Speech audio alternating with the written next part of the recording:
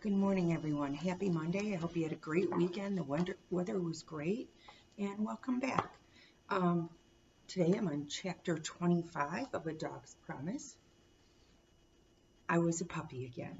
I was able to accept this fact because there really wasn't any other choice. I had a mother, but she was a different dog than my first mother, and her fur and the fur on my puppy brothers and sisters were splashed with mottled whites and blacks and browns, and they all had light eyes and pointed ears. My own body was small and light, my limbs uncoordinated, my senses dull. I expected the floor and walls of the den to be metal, but when I was able to explore, I realized that though we lived in a home similar to my first home, because of the tight, low ceiling, it was otherwise a complete change. Dirt floors and stone walls. Sunlight streamed indirectly at us from square holes cut out of all four sides of this strange place. Lacey had come back to me as a new dog, and obviously I was doing the same thing. Is this what every dog experienced? I nursed and played with my siblings, and when we crawled out from the square hole into light, I saw that we were living in a space under a house. There was snow on the ground, and my siblings rolled in it and bit at it as if they had never seen snow before. I could not smell Burke or any humans at all, really. No sounds or scents came from the house, which squatted by a small lake that was frozen over. I could pick up no trace of the goat ranch or anything familiar. Then a thought occurred to me. One of the puppies might be Lacey. I carefully sniffed each sibling, enduring their inevitable lunges and play, but eventually concluded she was not here. I would know if I encountered her. It was a sunny day, almost painfully bright, and we were all out in the snow taking advantage of some warmer weather. Mother was lying peacefully and then suddenly raised her head sharply, alarmed. She sensed danger. Though I could smell nothing, Mother turned immediately to one of my sisters, seized her by the back of the neck, and carried her back to the den.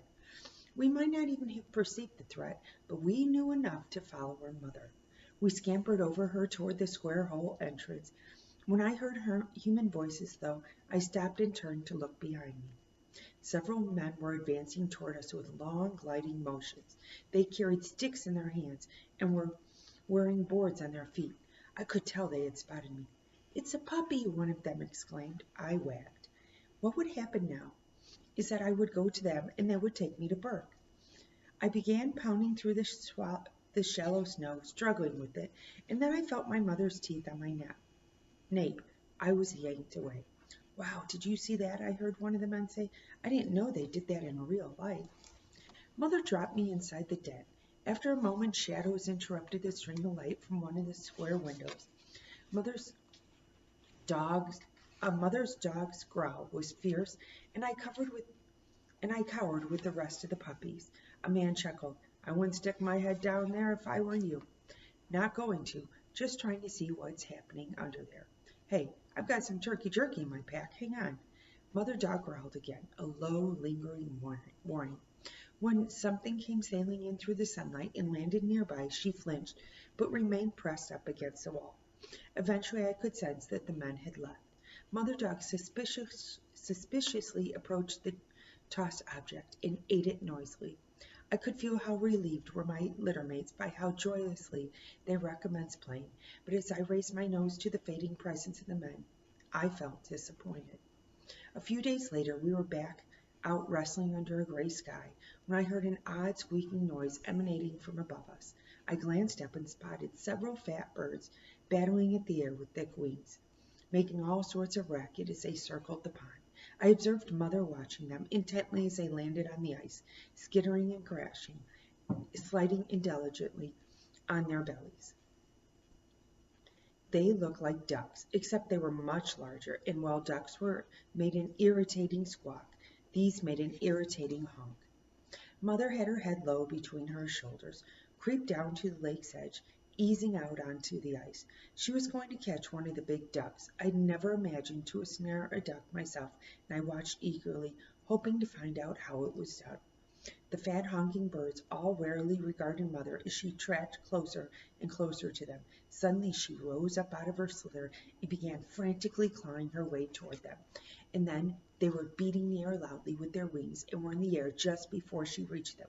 Frustrated, she barked, and then she fell through the ice. She had turned to dash back to us, and then her hind quarters collapsed as the surface below her feet gave way and she was nearly submerged, only her head visible. The distress and fear crackled through all of us, and I whimpered. Then her two front paws came up to grip the ice in front of her, but that was all she managed. She just lay there panting. We milled around, not knowing what to do.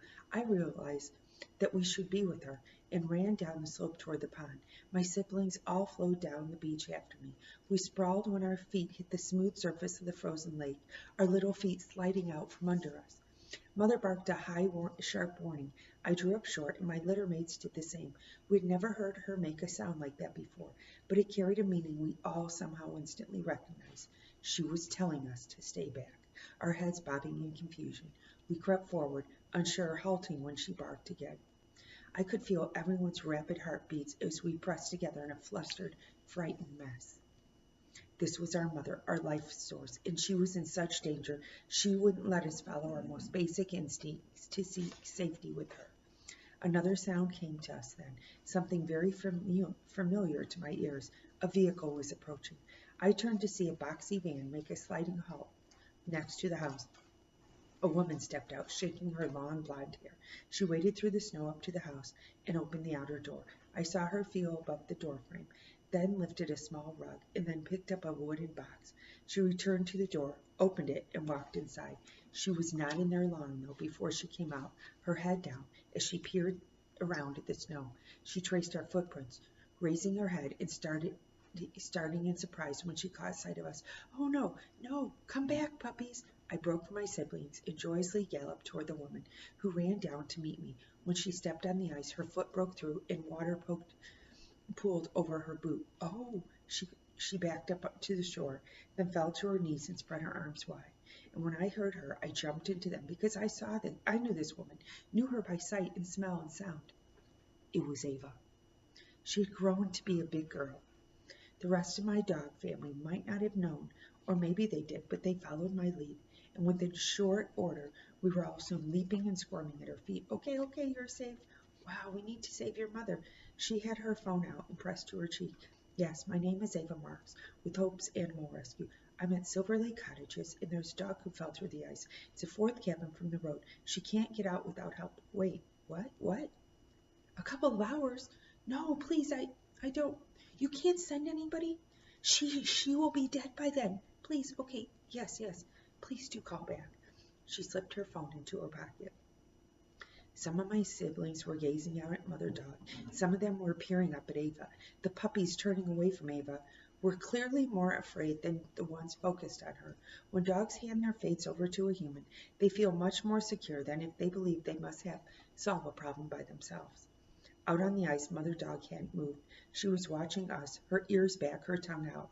"Okay, puppies, I'm going to put you into the rescue mobile, okay?"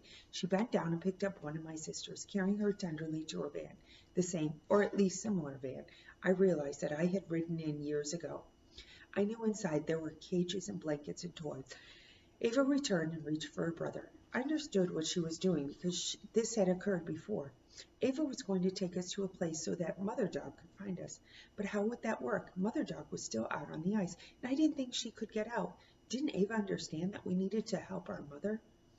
Behind Ava, well down the snow-packed road, I spied a man coming. He was sliding on long boards, rhythmically punching the snow, with sticks gripped in his hands. Ava bent down to pick up another sister, then straightened when she glimpsed the man. She waved, "Hey, help!" She went to the van and deposited my siblings, and then put her hands to her mouth. "Hurry!" The man was panting so loudly I could hear him. I looked back at my mother, who hadn't moved, and then to the last remaining puppy, a little male smaller than me. He was obviously afraid, and I decided a good dog would go to him. I pressed up against him, doing steady. The man stopped, still a little bit down the road, leaning on his sticks. He held up a hand, still panting. Ava crunched a few steps toward him, her boots sinking. "There's a dog out there. She's fallen through the ice." The man nodded, looking out at Mother and then at Ava. "Okay," he gasped. "Let me see if there's some rope in the cabin." "I unlocked it. I know. You set off the alarm." "Shoo, I thought I was in better shape than this." "I'm with Hope's Animal Rescue. We got a call there were puppies out at this cabin. I thought they meant in the cabin." "I'll check for the rope." The man pushed off with his sticks and slid past us. As he did so, his scent came cleanly to my nose, and I was surprised. I nearly yipped aloud. This just wasn't Eddie, man. This was Burke. Of course, Ava would find me, and of course she would give me to Burke. Burke was kicking off the boards on his feet. He looked the same, smelled the same. I knew he would be happy to see me. I made to run to him, but Ava scooped me up and then grabbed my fearful brother, who cried quietly. It's going to be okay, little guys. We'll save your mother, Ava whispered, nuzzling us. Since I was up close to her, I licked her cold face, and she could go. Get some rope! Burke stepped back. I squirmed to squeeze out of Ava's arm and into Burke's, but she held me tightly. Do you own this place? Oh, no.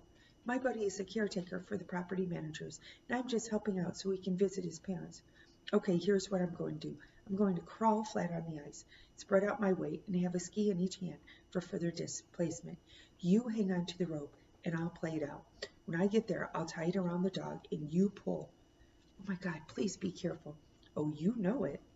Burke carried his shoe boards down to the lake, and Ava followed, still clutching my brother and me against her chest. He lay down with the boards and gingerly wiggled forward, a rope railing out behind him. I squirmed again, because he obviously needed assist. Ava held the end of the rope. I called 911, but there are 2 house fires going today, and they don't have anyone to spare. It's okay, this is working. The ice isn't even cracking. I think I'm inventing a new sport here. Ice crawling? Wait until you see my triple axel.